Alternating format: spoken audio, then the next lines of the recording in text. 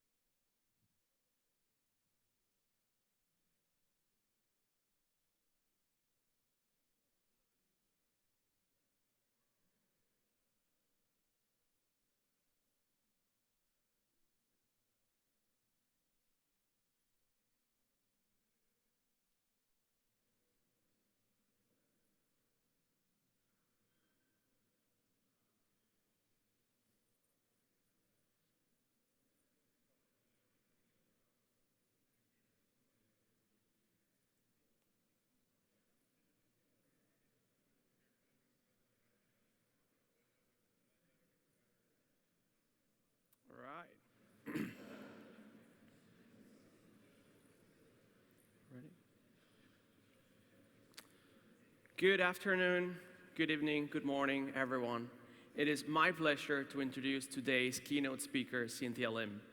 Cynthia is a pianist in the Magma Duo. She's an assistant professor in the Delft University of Technology in the Netherlands, and she was general chair of the Izmir conference in 2019. Cynthia was also awarded with a Google Doctoral Fellowship in 2010 and is a member of the prestigious Dutch National Young Academy. Please welcome Cynthia Liem.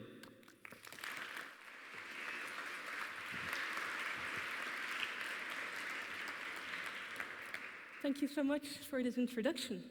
It's a pleasure to be here and to get to speak to you today. And in doing that, I first want to give a shout out for one of our international members who unfortunately is online with us today, Carl Higley, quite active on Twitter, who a few days ago posted this thing, the famous meme of the guy who gets thrown out of the window. Because the question is how we can increase click-through rates. People have great ideas, bigger pictures, fancier models, and the guy who gets thrown out says maybe CTR is a poor proxy for user satisfaction. So without necessarily having the ambition to be thrown out of a window, we're on the ground floor here, it should be fine, I do want to speak to you a bit about that, or even more centrally, what makes for worthy items. Something that I feel when we build a recommender is what we ultimately seek to do, to find those items in large collections that are worth of promotion. And in this, I'm actually going to take off my technologist hat and very explicitly put on my artist hat. What I will do is to take you to the genre I have been trained in, classical music. A genre that today might be seen as a historic, slightly elitist, set-in-stone type of genre with some big heroes out there. But I hope to argue by looking there that maybe some of our thoughts about what is worthy may need some revision or some nuanced thought. And let me start as a pianist, with a composer who is quite famous for writing music for piano, Frédéric Chopin. As a classical pianist, I have been trained in a tradition where I typically reinterpret music that was written out by a composer. In this case, for example, Chopin. And there really is a difference between what is noted down and what you perform. That's already an interesting paradox, because what's written down is the recipe set out by this composer. If you're in a conservatoire, you're being told to stay as close to that idea of the composer as you can, typically being interpreted as following the score as literally as possible. But there is a bit of a world in between that, and to illustrate that, let me first play to you an example of one of the most popular nocturnes of Chopin, first just rendering the notes that are written down, and then an actual performance, an excerpt from the most popular one on YouTube.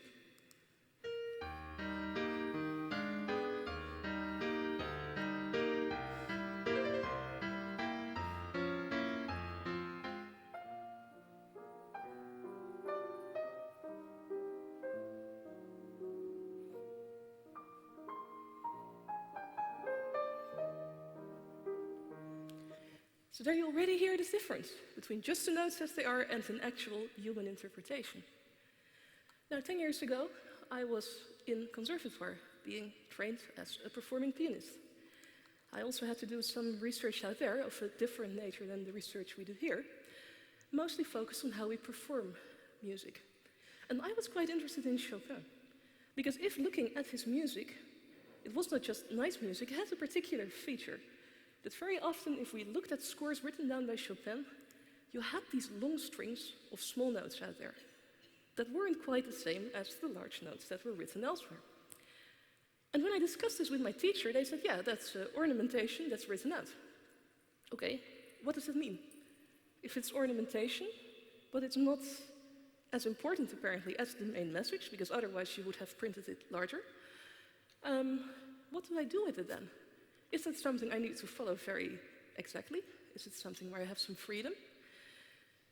And in that, it got even more interesting, because my teacher said, oh, by the way, Chopin was also very impressed and inspired by Italian opera music, bel canto. The singers also did things like that. Well, again, I'm a pianist. If I play, I press notes, and the breathing I do is not related to the note pressing I do. If I'm an opera singer, though, I have to breathe, and it affects what I do. And no way I can sing all those notes after each other in one breath. No way. So if that is what my inspirational source should be, probably I shouldn't quite play this as a pianist. So I was puzzled by that. I wanted to do some research into that, but then I had a challenge. Chopin died in 1849. So I can't really call him and ask him, but I also cannot really listen to a recording of him doing this, because that's way before the recording era started. What then? Well, people wrote about music. And people also wrote about how music was performed. There was a lot of literature about what opera singers indeed did in this time. And even if you can't read notes, there was quite a tradition indeed of improvisation. If you had a simple closing cadenza, which has just a few notes there, but it was the final part of an aria, singers would do things like this. And even without you being able to read notes, that's not quite the same. Actually, they would very personally interpret this. They would really also use the properties of their voices there to make these ornaments in their own style. Even beyond, there are many pedagogical works from the 19th century that write down music and indicate this is what is notated, and this is how you perform it. Again, not exactly the same. If you have different notes, you would do you would go to it and back. You would not have separate notes there. Or in terms of more emotional interpretation, if there was opera and you would sing, actually, if you would annotate what the feelings associated to that would be, basically every note was annotated with a different type of effect. Which was again something really funny to me, because now we're very much trained into making more homogeneous sounds to blend the different registers if you sing. But back then, really, it was a very individual matter where you would highlight every single note. And by the way, for those who can read music, not always even place them at the points that are written in time. Now, again, there are no original recordings of people performing this when this just was thought of as a style and an aesthetic. But some people live long enough to, at the end of their careers, still experience the recording era. And thus, in our historical performance archives, we do have some music on this. And to give you an impression of how that sounds, and generally to take you into a rather foreign world, I'm going to play some excerpts from a very special recording. A recording by Alessandro Moreschi, who was the last castrato of the Sistine Chapel. In other words, it was a man who was castrated such that he would sustain his soprano voice when he became an adult. That became illegal in the 19th century, but he had still experienced this. And he still was alive when recording started and, for example, recorded the Ave Maria of Bach Gounod. And just listening to it, you can hear him indeed gliding between notes.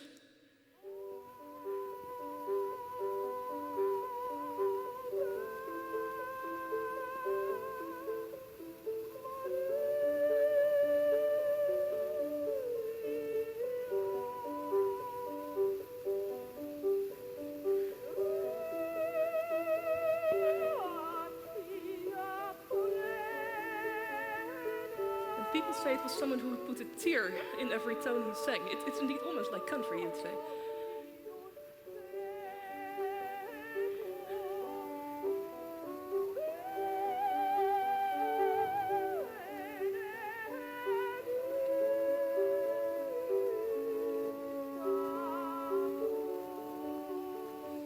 And a little further down, you also hear these different effects, where every note seems to almost get an own style.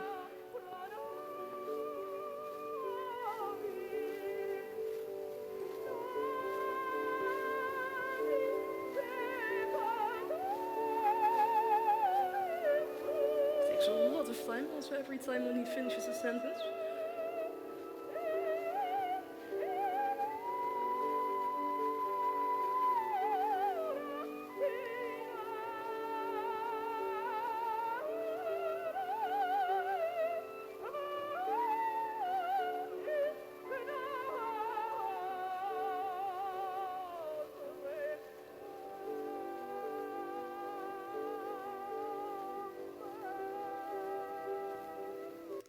So this really is a very different style than we hear today. And I even dare say, if I were a singer, I'm not, but I worked a lot with them and with their teachers, and I would sing like this, I don't quite think my teacher would approve of that today. So things changed out here. And actually also, even with regard to the music of Chopin, there are some of these surviving recordings still around. A pupil of Chopin, Mikuli, had another pupil, Raoul Koscielski. He also recorded early in these recording days. And then when he played this nocturne I just played for you, indeed you hear in the way he plays, he adds lots of extra notes, he takes a lot of freedom. It's indeed kind of the pianistic interpretation of what those singers were doing.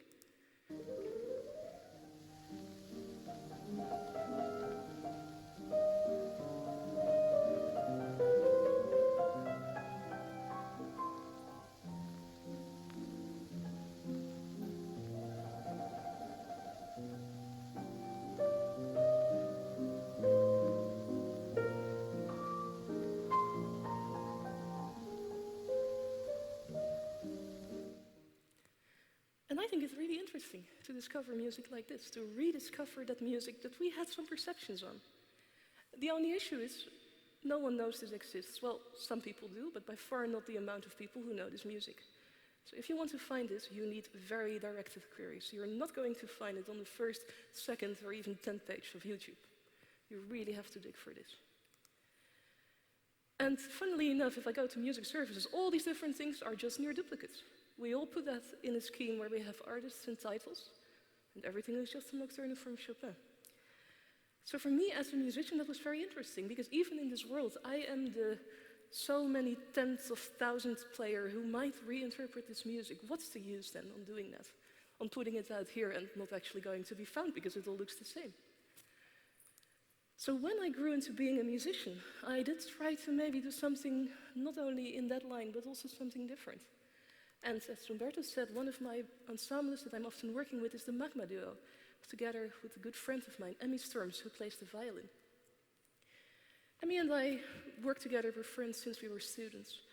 And in 2012, she graduated for her final exam. You have to play a concert then. And her teacher suggested for her to play the violin sonata of Matthijs Vermeulen, a Dutch composer.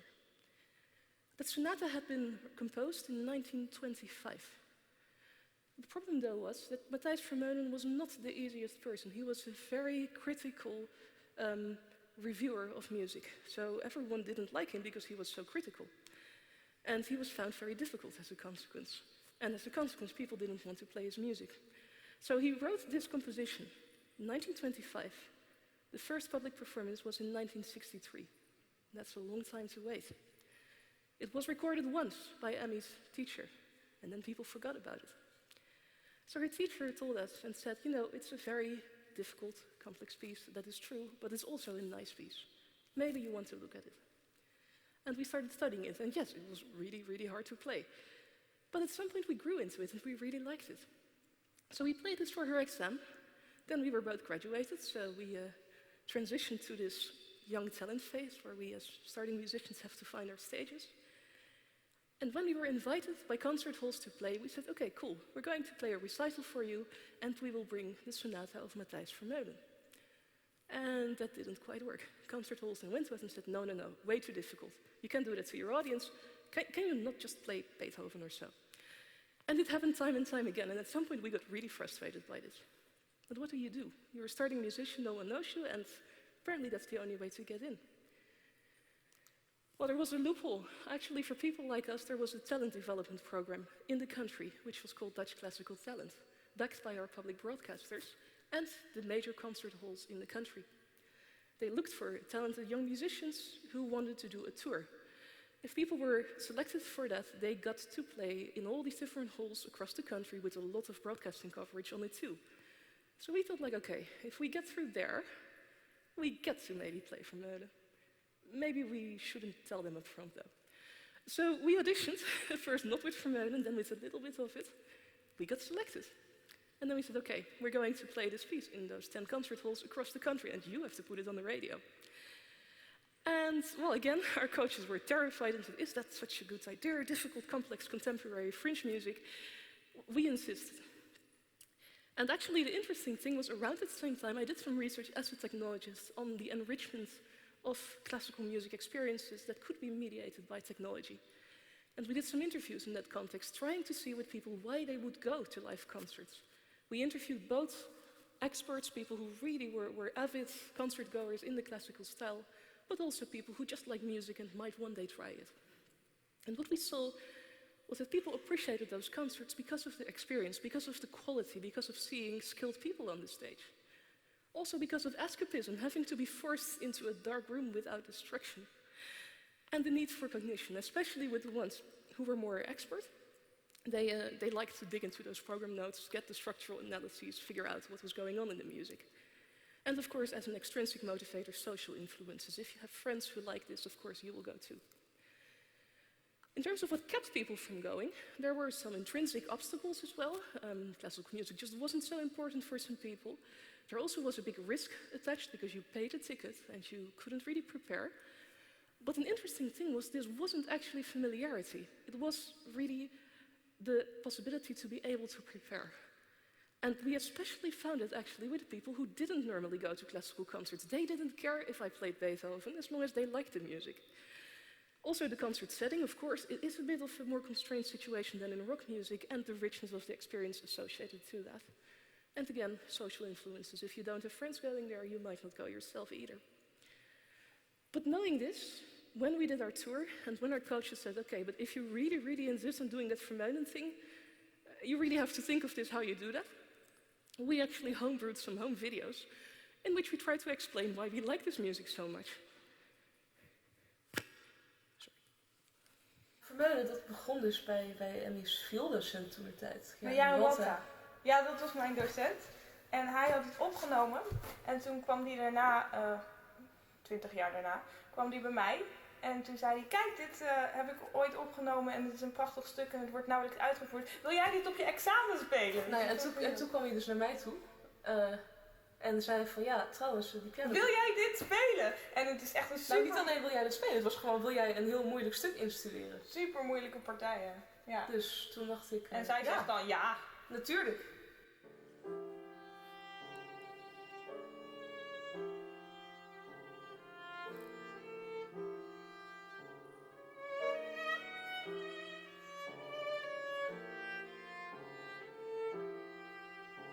Hij weet heel goed hoe hij voor de viool moet schrijven. Ik heb geen idee van wie hij dat heeft.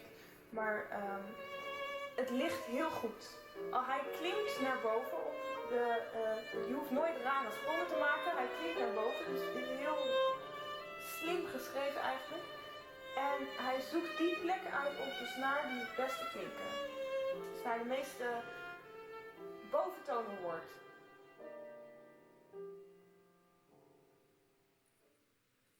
Kijk, dit is zo'n plek die mooi klinkt op de A-snaar. Dus dit is allemaal op de A-snaar, behalve die eerste noot. En dan gaat hij nog verder, dan gaat hij zelfs naar de E-snaar.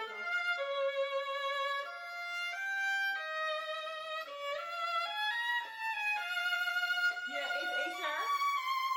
En dan weer terug naar de plek waar het mooist klinkt op de A-snaar. Dat is hier. So we did a type of introduction. And when we spoke to our coaches, they also said, actually, you have quite an interesting type of stage personality. You seem to really want to share a lot of things and to really like playing. Maybe you should also do something with that.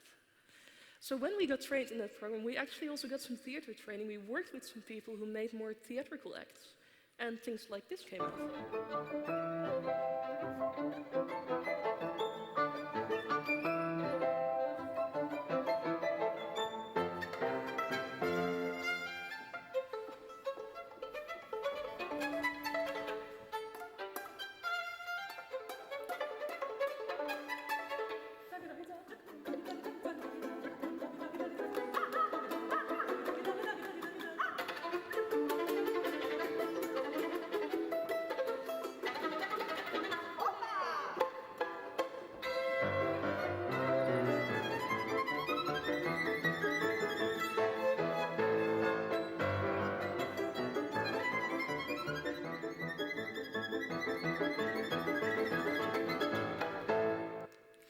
Yeah, so of course people did like that. That was very easy, that was not very complex. So when we put that together with Vermeulen, everyone stayed there, they liked it.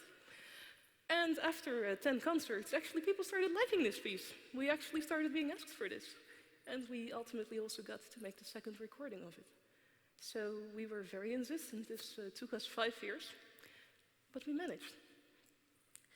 And with this, we actually, in the end, maybe attached to a tradition that had been there in this classical world. Because if we think now, today, of canonical names in there, if I ask for you to name one big name in classical music, I think many people will name Johann Sebastian Bach. But in his own time, Bach was a church musician locally somewhere in Germany who wrote really difficult music. And it took a long time before people started appreciating him. I've been lucky to have some projects together with the National Library of the Netherlands, also looking in their historical archives. And at some point, I did what you often see also in digital humanities, looking at occurrences over time of different types of phrases. And in this case, I was looking for composers. I looked for, in this illustration, Gustav Mahler, Johann Sebastian Bach, and Henri Vieuxtemps, a violin composer who was very popular in his time. Vieuxtemps is the purple curve out here. In the 19th century, indeed, he was there, and then people forgot about him. Mahler, living in the 20th century, was first an active living composer, and then after the war and after his death, he became very appreciated again. Johann Sebastian Bach, that's the green curve. There was this one point, maybe a festival, where he was very popular, but overall, throughout the 19th century, that guy wasn't named that much. And only in the 20th century, it came up. And only in the second half, maybe even, he became this big revered person. Just for info, he died in 1750. So if a popularity-based recommender would have run then, we would probably have erased the guy. And that is just something that really struck me when I saw this, like, whoa, someone who now seems so obviously there was very obviously not there until some people in the end decided to play him. Actually, throughout the 19th century, there were champions there. Some were famous names like Felix Mendelssohn Bartholdy and Franz Liszt. Mendelssohn discovered the St. Matthew's Passion and played it for the first time after Bach's death in a concert performance. Liszt was mostly known as this show of virtuoso performer, but he wrote a lot of transcriptions of music he liked, including music of Bach, including music of Schubert. And when he traveled and when he got into salons and in different concert stages, he used his visibility to play that music. And with them there were many others, but these were the big names we now still see today. And thinking of that, I often ask myself, what will we forget? Will we forget? I now look back at several centuries of music history. But if I look back to a few decades of information, having grown up as a child and a teenager in a more analog age, and now living in a more digital age, and looking at my students today, I do think another huge transformation is going on there. Something I'm always very triggered by is whether we know what we don't know, whether we can explore in that space of music we don't see. As a musician, because I wanted to find this new repertoire that was worth championing, but generally also because I just want to learn new things. And I realized, even as a music expert, I often do not when I enter spaces I don't know so well. I've been starting to collaborate with some other types of musicians, including those in the Indian classical genre. I know there are different rags, I know they have different effects associated to them. I cannot distinguish between different rags of the same type. I don't know. I see this and I'm just lost. And still, at the same time, I have a sense of information organization. I grew up in a small town that was next to a bigger town, The Hague. My local library was a small library. I knew that not all the information was there when I built up my knowledge, but I would go there always first. If I wouldn't find something, the next one was the Library of The Hague. If I still didn't find it then, I would go to a national place. Nowadays, information is everywhere. We don't have to search for that anymore, but at the same time, we don't have a sense of the boundaries and the organization. And I just want to refer there to something I read recently in The Verge, but that generally has been making rounds. Maybe even our young people today don't even have a sense of file organization anymore, because everything was just there in the cloud and they never had to organize it under scarce resources. So there, in terms of how we feel and see information, there is a difference there. And for me, probably my radar of knowing where to look next if I can find something, I really wonder if that's still there. Also in terms of getting new repertoire. When I used to be in the conservatoire and had to learn new repertoire and had to get the book, I would go to a physical store. As I would go there, I would also maybe see a box there with things on sale. And as it was low affordance, I would rummage through it and always find something nice. Those stores don't exist in physical form anymore. They're digital magazines now. If I want to get there, I still can get the repertoire I need by a directed query. But I'm not exploring anymore. There are some places where you still can. This is one of my favorites. When I go to London, I always go to this store. The Archive bookstore is a second-hand bookstore that is completely unorganized. You descend into a cellar, there is music everywhere. If you're lucky, there is piano on a box there. That's all. And I spend 2 hours, 3 hours playing on a broken piano, but I always also find something nice out there. If the opportunity is there, you do get to dig and maybe find some of those hidden treasures. And thinking of Matthijs Vermeulen, also given that maybe some of you are into food recommendation, I'm also wondering what happened to this concept of acquired taste. If you think of items that you don't like at first, wine, olives, blue cheese, zoute drop, if you're from the Netherlands, those types of foods are typically, in the first try, not really appreciated. But maybe if you try again, and if you try again, at some point maybe you would. The issue is that in many current recommender models, I don't see this at all. If the first interaction is very negative, it's off and you won't get back to it. So what about this? Is it still there? So with that, I want to move towards our role as humans. I do think that beyond the sense of us as users and the collection around us, there are these intermediate parties, the curators, the guides, the mediators. And I do see, fortunately, also in some of the work now that we care about that we see, for example, roles of editors out there in some of the work out here. And indeed, I'd say an artist is kind of the same. It's a person who might curate out of a collection and try to confront audiences with it, who will trade off between knowing what an audience expects, but who at the same time is the good champion to bring it forward. And I do want to point out here that it's very funny. If I tell people I'm a musician, typically they say, oh, I play the piano too. And then I'm like, yeah, that's very nice. And then they are like, yeah, but what do you do for a living? Well, I haven't answered them. I'm in the university, but yeah. And you see there, in terms of even getting out of the crisis, that very often our type of job is not really seen or recognized for that part of our role. It's seen as entertainment that we play, up to the point that we had ministers, when the concert halls didn't open, who said, well, you can also just put on a DVD. It's very hard to pinpoint what the added value of us is, but I do think it's very important to remain aware of it. And as said, there's been a crisis, we're coming back from that, and we really have to build up a lot of things again there that are not as trivial. Like starting to play again and actually getting the people in your concert hall if you might not necessarily be backed by the big places that stimulate the music everyone already knows. So those of you who care about this, remember that we actually are the champions here. We are the ones who can stand up for this and promote this. And that doesn't only hold for music. I would say it also holds for people. When I started there in this world as someone doing music and a computer scientist, many people said I was going to fail and have to choose one day. But I was very lucky that I ended up in an embedding in the music information retrieval community, where people took me in. Even though our field was looked at as, well, the fun thing with music and hobby stuff, but not serious things with which to save the world. It's really been a big limit on us in terms of getting funding, in terms of being able to do things. But we were there. And I found people there, like Professor Elaine Chu, who were like me, who actually managed to uphold different careers. And as I grew in that community and was championed by those people, I did get to do more. I mean, Umberto mentioned Izmir, which was very significant for me because it was a place where I could shape a conference, get more people in who shared this interest, and get them to be actively included and contribute for the future. And in that sense, I'm also really grateful that now I got the mandate to also help here at RecSys to help with the inclusion program. So thank you very much for hosting me here. And I'd be very happy to continue the discussion with you.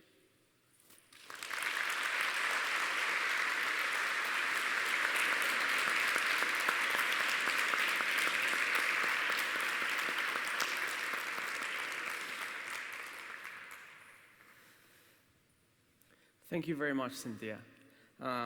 People who are virtually can add their questions online. People who are here in the venue, please feel free to stand up. and use the microphone, or you can also use it online if you wish. That's a question on the Slido. And we have the first question on the floor. Thanks, Cynthia. That is a great keynote. So my name is Martijn Willemsen. You're telling about this London bookstore where you search for all the music. Do you also take advantage of recommender systems to find things that you might not have found otherwise, or are you often disappointed? Well, I hope I try. Sometimes I have no choice, right? If I speak about genres I don't know, if I'm not having my human curator, I have to go for what the recommender system shows to me. And honestly, typically it's not bad, it's quite acceptable. It's just that I keep wondering what's beyond that, and maybe I don't care at all, because I'm already happy enough with what I get. So yeah, I mean, I definitely rely on automated recommendations. They rarely make me very happy in music. Sometimes they do. It's not that it's totally broken. But I think I benefit most actually from human curators who know me and who guide me there. Yeah. Thank you. We have another question from Slido. Yeah. I'm going to read it out loud. How do you think the concept of acquired taste can be incorporated in recommender systems? And what are the risks of recommending things that the user has previously expressed dislike, as you mentioned several times, or even just once? Yes, very good question. I also think, of course, it's very domain dependent. So I think in music we can afford this in situations where there is no very directed clear query. So of course there are situations where it is quite obvious what the user wants, and then you shouldn't steer against it. But at the same time, I guess that beyond, we already had these side functions like Discover Weekly in a Spotify, where you have a separate site where you know basically in that product, if I go there to that functionality, I will get something that may be more funky. And I think that among that, you may possibly have the opportunity to repeatedly say, well, you didn't like it back then, but do you hate it, or do you just want to try again? And if people then give an indication, of course, you can follow that. Thank you. There's another question online, since people are less shy than here. So I'll ask my own question first, though. Okay. And maybe a bit controversial, but where you have this sort of multifaceted identity, and how do you think, or what are the biggest difference that you see on your research, or on the way you think about recommender systems, compared to someone who doesn't have, or maybe what would you advise to someone who doesn't have that to be able to apply that view that you have? Right. Well, talk. I mean, talk to people who might have these types of thoughts and interact on what it might concretely mean, right? So here, and that I think you have with anything interdisciplinary, people might come from different angles and see things in different ways. And I'm pretty sure, indeed, would I not have been this classical musician interested in digging for this strange repertoire, I would not think of it in this way. But now I do, and hey, I have a stage here, so if people like talking about that, I'm there. And that holds for more of us, I would say. So let's interact and figure out what we could do in between. Thank you. We have a question in the Yes. audience. Hi, Bob van der Velde, Dutch Public Broadcasting, so happy to have indirectly been part of the opportunity. Thank you, yeah. I was kind of wondering, because what you throw up, it seems is a challenge that recommender systems might be over-optimizing towards safe bets and popular choices, which is, we had the bias in recommender systems workshop day before, like yesterday, tackles that kind of issue. But one of the things I notice, especially when you make this parallel between before and now, is there is also an explosion in the choice space. There is just a lot more content. And I was wondering, to what extent do you consider the challenge to be a challenge in the systems that guide you through the content versus just the amount of content that is available that makes a lot of easy choices more palatable than gaining acquired taste for the few things that you were exposed to previously? Yes, very good question. I think I also don't actually have a very straight answer to that. It's absolutely true. But here again, I think even in terms of the values behind our platforms, that we have to think this through. Because this was exactly the promise of being online, that every person at home in their living room could also make it, and you didn't have to go through the gatekeepers. And at the same time, we create this world in which we now rely even more on either the gatekeepers or the masses. So there, I think we see a bit of a paradoxical situation, that the access is there. As a consequence, we have much more offer, and now we don't quite know how to handle that. So probably it is ultimately an editorial value type of question, that indeed in some cases you want to only promote this, you want to play safe, and it's totally accepted. But in some other cases, and I would argue in the public space, maybe we could look a bit more broader.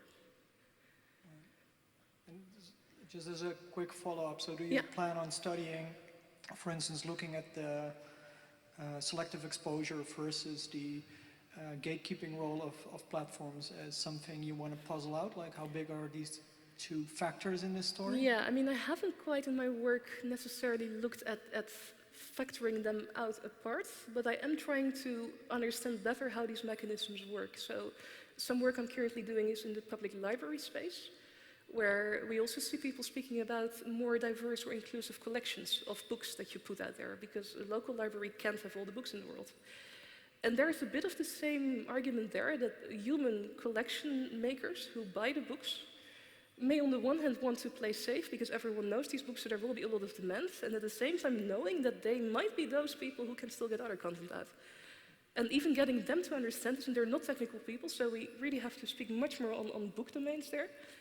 But working with them is actually very insightful, and I think ultimately we have to be at these different points in the wiring of the organization. Okay, thank you. Thank you. We have a few questions I'll try to ask. We have two questions I'm going to try to unify.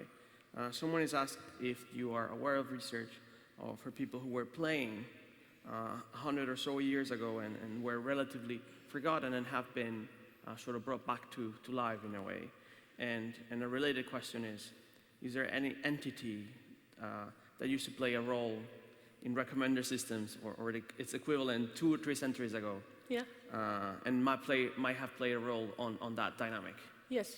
Well, I mean, again, I can't give a general statement on this as in a nature law, and I must say, even today, as we are trained as musicians, we have this paradox in front of us. We're asked to come up with programs for concerts, etc. Maybe only if you really have a festival with a programmatic theme, you can really afford to go much outside it and curate new things. So it is something that's always been there a bit latently, which also, of course, was very dependent on what you had in terms of access, because you might only get to that particular archive, which only has particular things. But I do think what was very inspiring to me was, for example, that role of someone like Franz Liszt, who was this famous type of personality, who was really a stage personality, so he was looked at. And he knew that he had a responsibility there as a consequence, and he brought that music on. So again, that's why I'm showing that and speaking about us being champions, because I feel that those of us who can afford that, even as a human entity or a platform, we should be the ones amplifying and boosting that. Yes. Perhaps the last two questions, and there's a few offline that I'll ask that you perhaps answer synchronously, but a question from Sole, who is online and works in recommender systems for children. Following up on the question regarding acquired taste, could you speak about music recommender systems for different audiences, such as children, and audiences that are still developing their taste? Well, as for children, I mean, definitely, Sole, you are the one expert on the recommender systems for them. But if you look at how they learn and explore, I do think that there is something very key there. If they're very young, they indeed have to still settle their world image, and they just try everything. In very random ways, they put everything in their mouth, they try everything out. If it doesn't work, it doesn't work. So that type of behavior is very open-ended, and it ultimately leads to settling on interests. I also think there that they would seek optimal challenges. I mean, there is literature on it even, to learn from and actually deliberately make mistakes such that you know where your boundaries are. So I do find that quite inspirational. I mean, in the types of reinforcement learning bandit approaches we see, there is a bit of the same being modeled in, I'd say, where indeed trying things, figuring out, but then having a separate type of reward function, those types of models I think would be useful. And generally speaking, children speaking situations where users might indeed need someone else with a mediating level. Also thinking as a teacher, if I try to recommend good content for my students, I will probably not give them the content that's very safe for them to just pass on like that. I will want for them to have to work for that, and of course they don't like that. But I have to do that. Yes. And there again, I think there are situations with children, with these types of educational settings where we can really afford this. Very, very interesting. Wow. I'll try to perhaps ask the last question. There's a lot of questions over here, so sorry for the audience who cannot receive questions directly, but maybe a very open question. Can you quantify the added value of your career as a professional musician in your recommender systems research? In other words, how different would your career have been if you didn't have your music talents and your music work? Right. Very, very different, I think. I think I would not have worked on recommenders, honestly, then. Because indeed, I'm not sure if I would have had a clear reason to, of wanting to figure something out that particularly deals with these types of mechanisms.